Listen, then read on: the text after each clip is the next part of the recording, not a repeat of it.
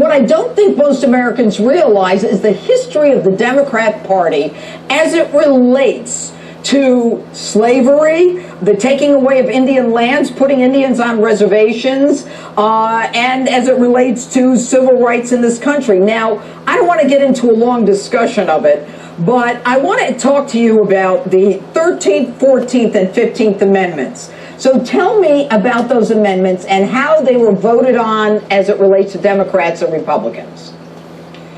Well, the 13th Amendment was the amendment that permanently abolished slavery. The Republicans pushed it. The Democrats unanimously, as a bloc, opposed it. But it passed. The 14th Amendment granted equal rights under the law.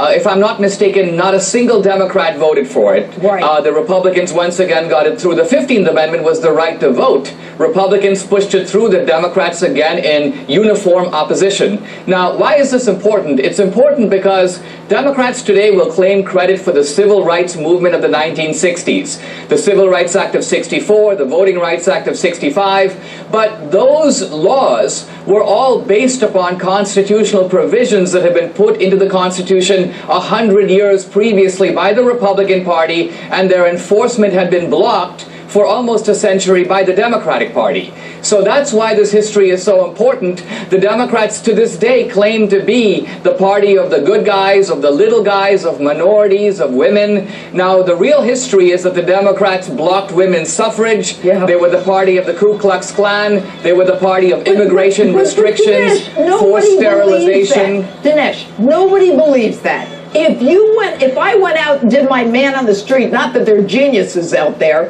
but I asked them, everybody would swear on their homes that the Republicans are the ones who are the KKK and all that.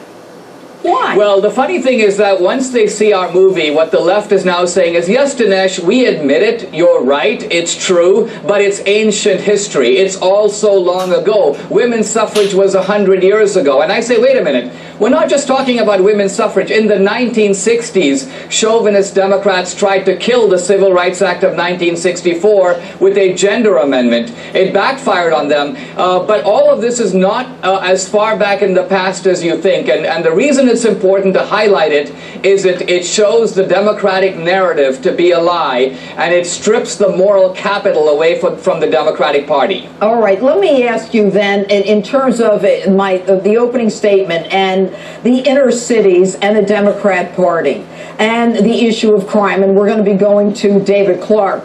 How is it that the Democrat Party, in terms of your perspective, is continuing the crime issue and not creating a safe haven for the minority community? So in the book and the movie, I use a controversial phrase. It's the democratic urban plantation.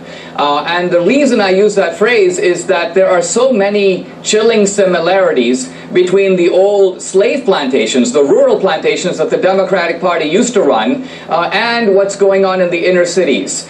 So in the old slave plantations, if you look at what life was like, you had ramshackle dwellings, broken families, a lot of illegitimacy, a lot of violence necessary to hold the place together because slavery was based on coercion.